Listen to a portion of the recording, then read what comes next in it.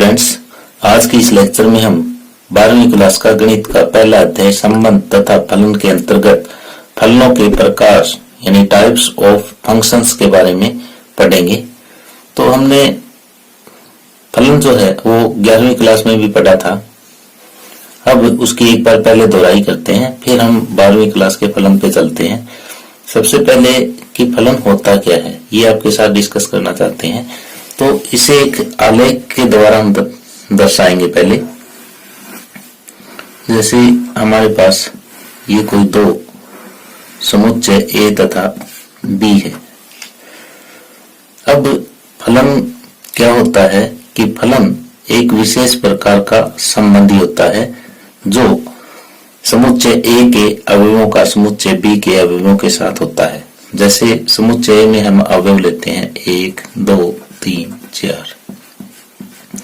समुच्चय बी में हमने अवयव लिए A B C D E, इस तरह से।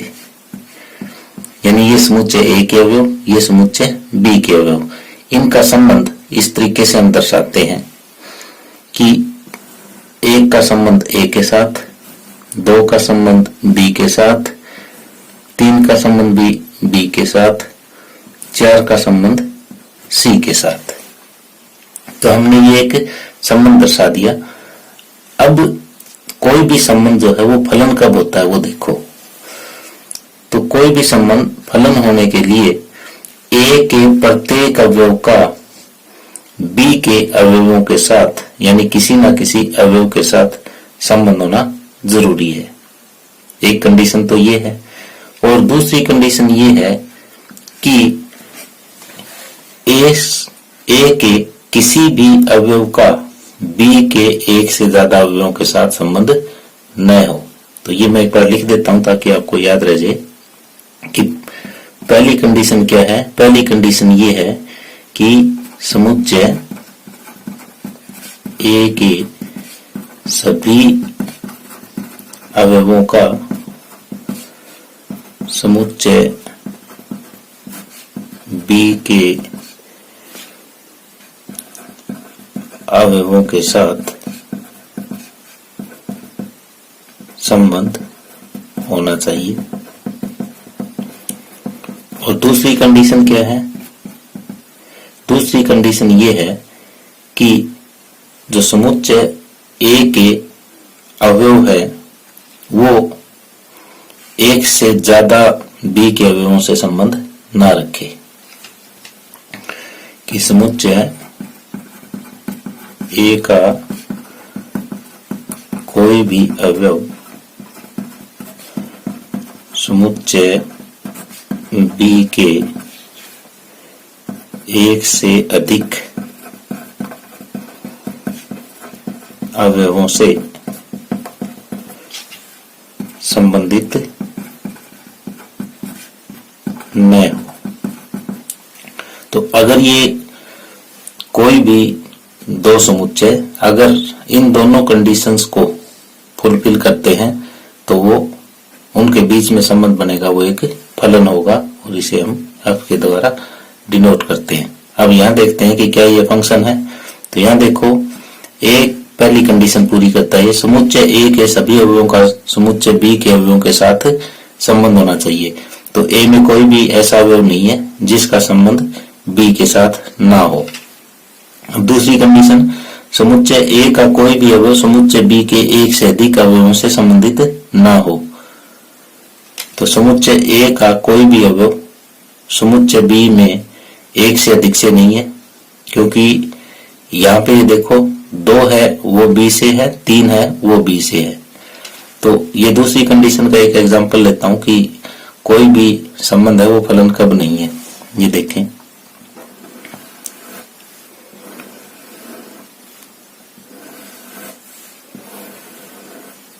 ये समुच्चय ए, ये समुच्चय बी। यहाँ पे 1 2 3 4 A B C D E,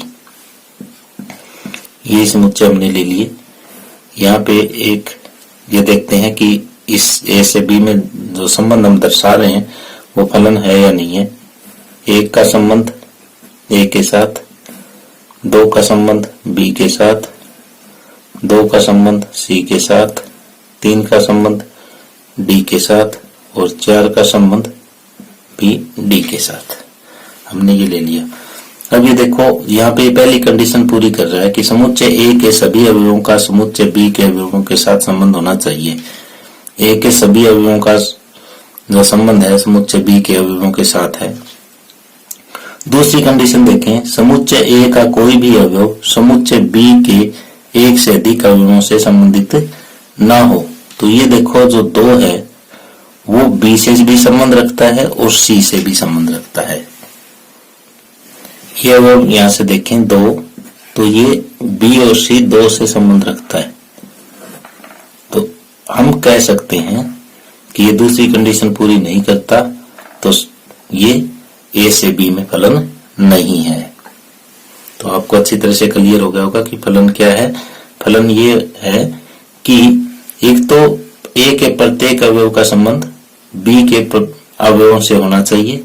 दूसरा वो संबंध इस टाइप का होना चाहिए कि ए का कोई भी अवयव जो है वो बी के एक से ज्यादा अवयवों से संबंधित ना हो। यही फंक्शन है। तो ये तो वेन आरेख से आप अच्छी तरह से समझ सकते हैं। आगे है प्रांत, सहप्रांत और परिसर। ये प्रांत क्या होता है, सहप्रांत क्या होता है और परिसर क्या होता है। तो हम ये 2 समुच्चय ए और बी लेते हैं। इससे आपको अच्छी तरह से क्लियर हो जाएगा कि प्रांत क्या है, सहप्रांत क्या है और परिसर क्या है। जैसे हम यहाँ पे संबंध दर्शा रहे हैं कि ए जो अवयव है बी, एक जो है अवयव ए के साथ संबंधित है, 2 बी के साथ संबंधित है, 3 भी बी के साथ संबंधित है और 4 जो है वो एफ के साथ संबंधित है। ये हमने एक संबंध दर्शा दिया। पहले तो ये देखो कि ये संबंध है कि नहीं है। ए का प्रत्येक अवयव बी के किसी न किसी अवयव से संबंधित है। और दूसरी कंडीशन कि ए के किसी भी अवयव का बी के एक से ज्यादा अवयवों से संबंध नहीं है। तो इसका मतलब ये फंक्शन तो है, यानी फलन तो है। अब इसका प्रांत क्या होगा? प्रांत जो होगा वो समुच्चय होगा, यानी समुच्चय ए के जो अवयव है वो इसका प्रांत होगा। लिखेंगे कैसे? 1 2 3 4 ये प्रांत है। और सहप्रांत, सहप्रांत जो है वो समुच्चय बी होगा। ये इसके सारे अवयव आ जाते हैं, बी सी डी ई और एफ। ये सहप्रांत है। अब आता है परिसर। परिसर में क्या होगा कि केवल वो अवयव आएंगे जो ए के अवयवों से संबंधित है। तो जैसे ए के अवयवों से संबंधित कौन सा है? ए है, बी है और एफ है। ये सी डी ई ए के किसी भी अवयव से संबंध नहीं रखते। तो इसका मतलब ये तीनों अवयव परिसर में नहीं आएंगे। समुच्चय बी के उन अवयवों का समुच्चय है जो समुच्चय ए के अवयवों के साथ से संबंधित है। यहां देखते हैं कौन कौन है संबंधित। यानी ए संबंधित है 1 से, बी संबंधित 2 और 3 से, अब संबंधित है 4 से। तो ये केवल 3 ही आएंगे, ए बी और अब।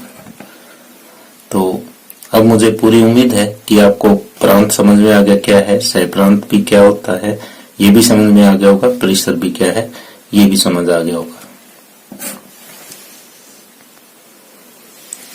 अब आगे एक फलन दिया हुआ है ए से बी तक, ये हम मान लेते हैं और हमें इसके प्रांत, सहप्रांत और परिसर ज्ञात करने हैं।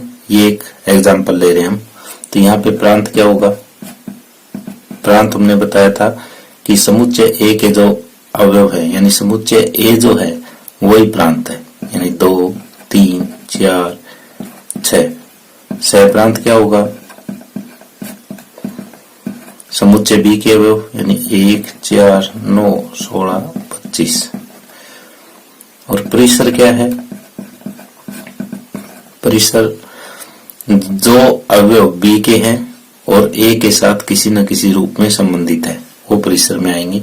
जैसे 1, 4 और 9 ये तो ए के अवयवों से संबंधित है, बाकी 16, 25 नहीं है, तो वो इस परिसर में अवयव नहीं आएंगे। तो इस तरह से ये प्रांत, सहप्रांत और परिसर हम अच्छी तरह से ज्ञात करना सीख गए हैं। फलन की परिभाषा के बाद हम फलन के प्रकार के बारे में पढ़ेंगे। तो पहला प्रकार हमारा एककी फलन, यानी इसको 1-1 भी कहेंगे, एकक फलन भी कह सकते हैं, और इंग्लिश में इसको इंजेक्टिव फंक्शन कहा जाएगा। तो सबसे जो अच्छा है, बोलने में आसान है, वो 1-1 फंक्शन भी कहा जा सकता है। अब मैंने यहाँ पे 2 फंक्शन लिए हैं। इसकी परिभाषा तक पहुंचने के लिए हम ये 2 फंक्शन लेते हैं और इन दोनों में हम अंतर ढूंढते हैं कि अंतर क्या है।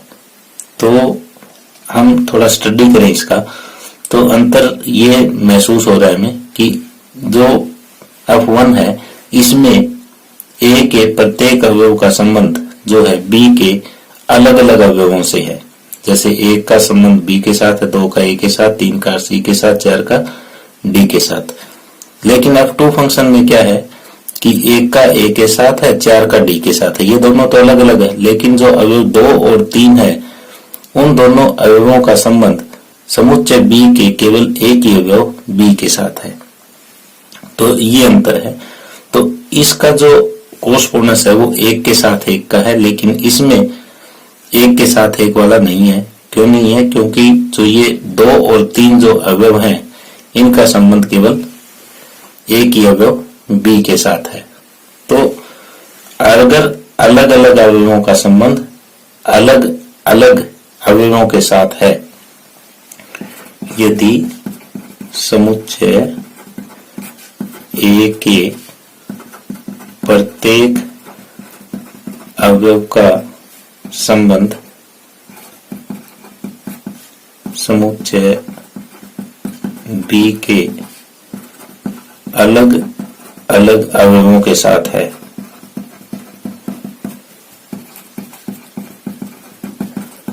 तो ये जो फलन है ये एककी फलन होगा। ये ध्यान में रखना है। और दूसरा, अगर इन अवयवों का संबंध किन्हीं 2 या 2 से अधिक अवयवों का संबंध b के किसी एक अवयव के साथ है, तो ये जो फलन होगा वो बहुएकी फलन होगा। यदि समुच्चय A के एक से अधिक अवयवों का संबंध B के किसी एक अवयव से हो, तो जो फलन इससे बनेगा तो फलन जो है वो बहु एक होगा। इसको इंग्लिश में मैनी वन बोलते हैं और इसको 1-1 बोलते हैं। जैसे एक के का मतलब क्या होता है? 1 से 1 पे, यानी 1-1 1 से 1 की का अर्थ ये हो गया कि 1 से 1 पर। ये आपको याद रखने के लिए ट्रिक है। मैनी वन यानी बहु एक, यानी बहुत का 1 पर, यानी ये हो गया 1 का 1 पे एककी फलन, और बहुत का 1 पर यानी 1 से ज्यादा का 1 पर। तो ये जो है वो बहुएक यानी बहुत का 1 पर, बहुएक मैनी वन फंक्शन। अब आगे हम इसकी परिभाषा लिखते हैं कि एककी फलन क्या होता है। एककी फलन की परिभाषा इस टाइप से लिखेंगे कि मान लिया कोई फंक्शन हमारा x से y में है और वो एककी यानी 1 या फिर कह सकते हो एकक या कह सकते हो इंजेक्टिव।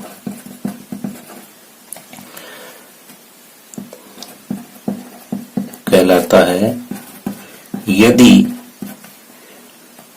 ये कंडीशन है कि fx1 बराबर fx2 हमें दिया हुआ हो, तो इसके लिए अगर x1 बराबर x2 है, fx1 बराबर fx2 लेके चलें और हम ये सिद्ध कर दें कि x1 और x2 बराबर है, और किसके लिए, सभी x1 x2 जो कि x से संबंध रखता है, तो इस कंडीशन में जो हमारा फंक्शन है वो 1 फंक्शन कहलाएगा।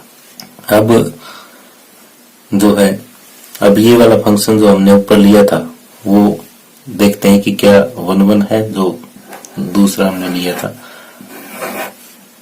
जैसे ये x, ये y, ये 1 2 3 4 a b c d, ये 1 के साथ, 2b के साथ, 3b के साथ, 4c के साथ, ये हमने फंक्शन लिया। तो ये देखते हैं कि क्या ये फंक्शन 1 है।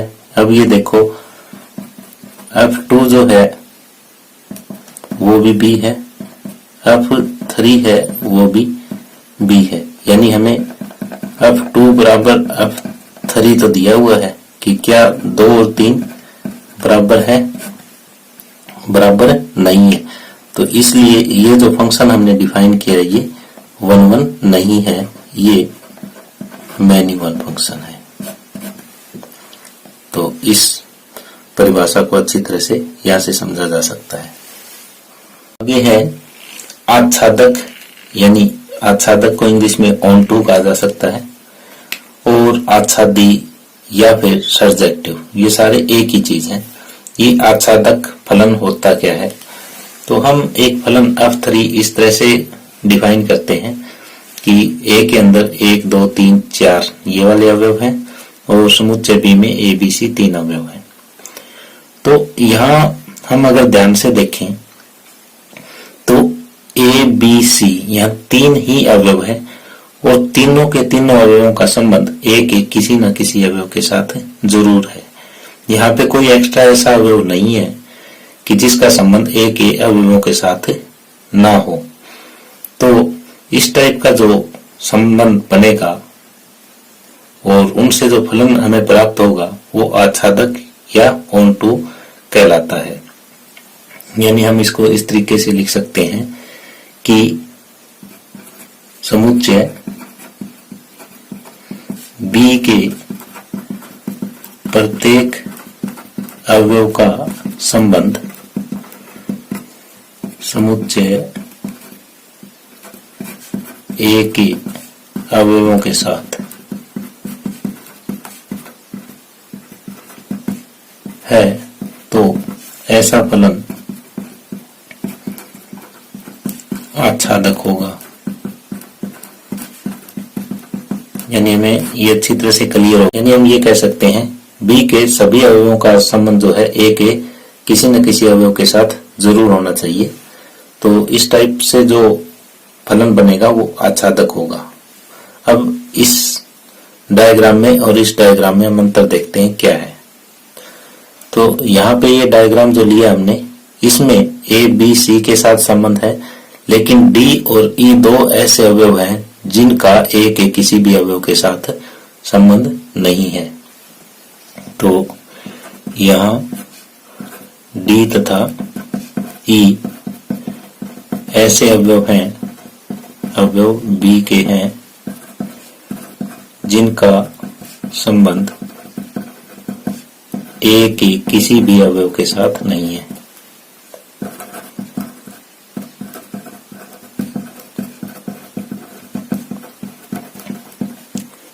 तो ये आच्छादक नहीं है। यानी आच्छादक होने के लिए क्या चाहिए था कि इन सभी अवयवों का संबंध ए के अवयवों के साथ होना चाहिए था। यहाँ 2 एक्स्ट्रा बच गए तो ये आच्छादक नहीं है। तो आच्छादक आप अच्छी तरह से समझ गए होंगे। अब हम ये देखते हैं कि आच्छादक का जो परिसर है और सहप्रांत है वो दोनों के दोनों बराबर होते हैं। आच्छादक में कोई भी फलन अगर आच्छादक है तो उसका परिसर और सहप्रांत दोनों सेम ही होते हैं। क्यों? क्योंकि सहप्रांत में तो बी के अवयव आते हैं और परिसर में वो अवयव आते हैं जिनका संबंध ए के अवयवों के साथ हो, तो ये दोनों सेम रहेंगे। अब आगे हम परिभाषा देखते हैं। आच्छादक या ऑन टू या आच्छादी या सर्जेक्टिव, ये फलन कौन सा होता है? तो हम एक फंक्शन डिफाइन करते हैं एक्स से वाई में, और ये आच्छादक ऑन टू या आच्छादी या सर्जेक्टिव कहलाता है यदि प्रत्येक वाई के लिए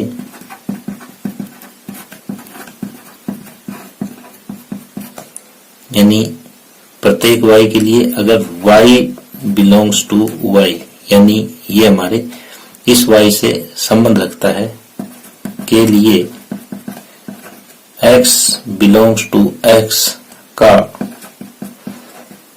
अस्तित्व हो, ताकि क्या हो जाए कि fx बराबर हमें y प्राप्त हो जाए। यानी प्रत्येक y के लिए हमें एक ऐसा x समुच्चय x के अंदर जरूर मिलना चाहिए ताकि ये कंडीशन हमारी पूरी हो जाए। तो वो फलन हमारा आच्छादक है, ऑन टू है, आच्छादी है या सर्जेक्टिव है, अदरवाइज नहीं है। अब आगे है एककी तथा आच्छादी फलन। यानी एककी तथा आच्छादी फलन कौन सा होता है कि 1 एंड ऑन टू, इसको बाइजेक्टिव भी बोलते हैं, एककी आच्छादी। तो ये वाला फलन कौन सा होता है? तो एक ऐसा फलन जो 1 भी हो और ऑन टू भी हो, वो 1 एंड ऑन टू फंक्शन कहलाता है। यानी एक ऐसा फलन जो एककी भी हो और आच्छादी भी हो। एक ऐसा फलन जो एककी भी हो और आच्छादी भी हो, वह फलन एककी तथा आच्छादी फलन कहलाता है। यानी इसमें दोनों प्रॉपर्टी होनी चाहिए, 1 की भी होनी चाहिए और ऑन टू की भी होनी चाहिए। तो इस टाइप का जो फलन है वो 1 एंड ऑन टू यानी बाइजेक्टिव फंक्शन कहलाता है।